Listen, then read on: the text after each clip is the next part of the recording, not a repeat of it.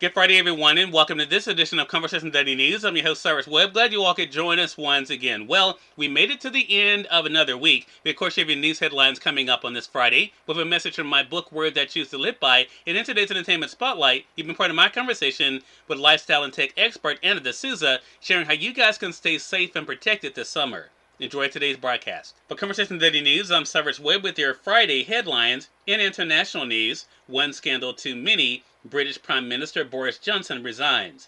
Prime Minister Boris Johnson announced his resignation Thursday after droves of top government officials quit over the latest scandal to engulf him, marking an end to 3 tumultuous years in which he tried to bluster his way through one ethical lapse after another. Months of defiance ended almost with a shrug as Johnson stood outside number 10 Downing Street and conceded that his party wanted him gone. "Them's the breaks," he said. The brash 58-year-old politician who took Britain out of the European Union and steered it through COVID-19 and the war in Ukraine was brought down by one scandal too many, this one involving his appointment of a politician who had been accused of sexual misconduct.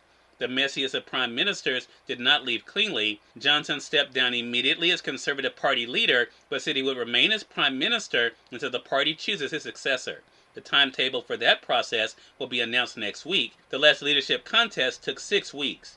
But many want him to go now, with some conservative politicians expressing fear he could do mischief even as a caretaker prime minister. Among the possible candidates to succeed Johnson, the former health secretary, the former treasury chief, or the foreign secretary.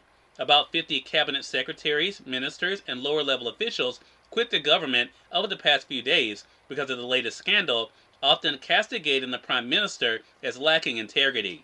The mass resignations stalled the business of some parliamentary committees because there were no ministers available to speak on the government's behalf.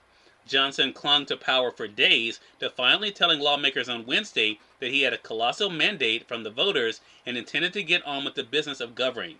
But he was forced to concede defeat Thursday morning after one of his closest allies, the newly appointed Treasury chief, publicly told him to resign for the good of the country. Critics said the speech showed Johnson to the end refusing to take responsibility for or admit his mistakes. Many Britons reacted to news of his resignation with relief and surprise, given his habit of digging in. As Johnson gathered his cobbled-together cabinet for a meeting after his resignation announcement, he promised not to rock the boat in his remaining weeks. He told members the government would not seek to implement new policies or make major changes of direction.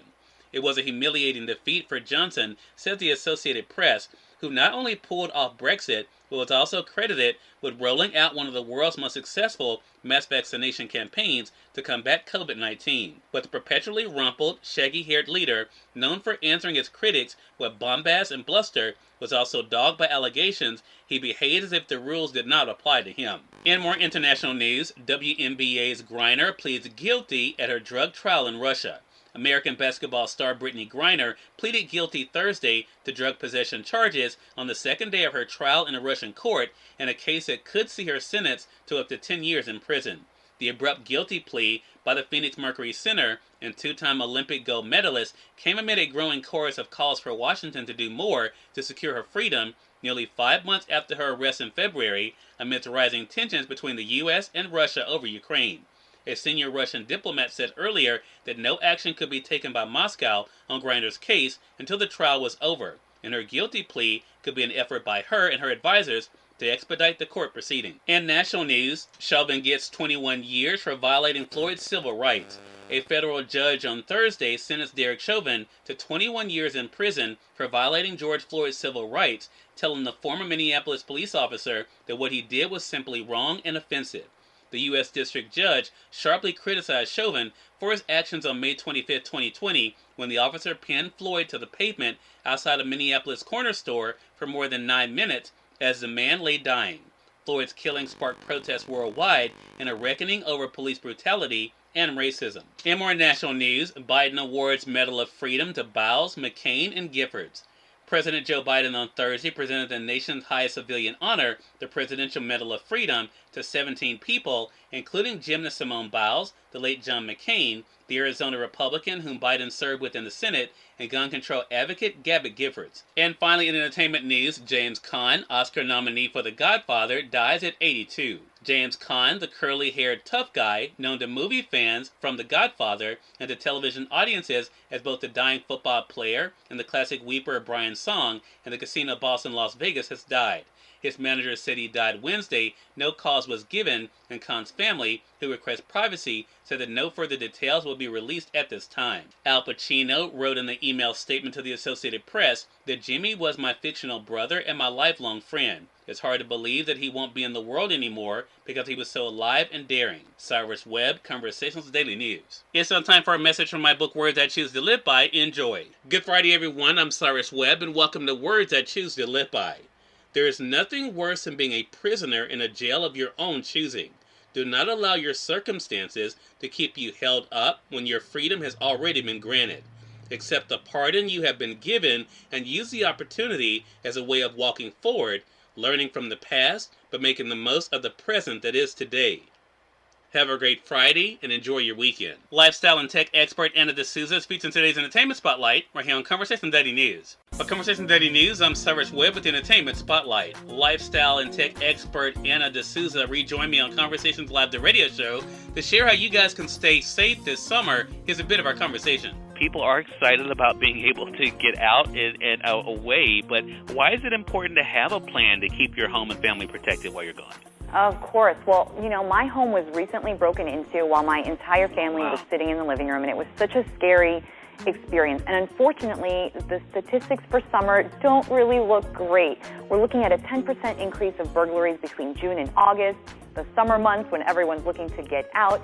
And a recent survey by Hippo found that 42% of Americans are looking to travel a week or more this year. So, as you can see, it's so important to be proactive.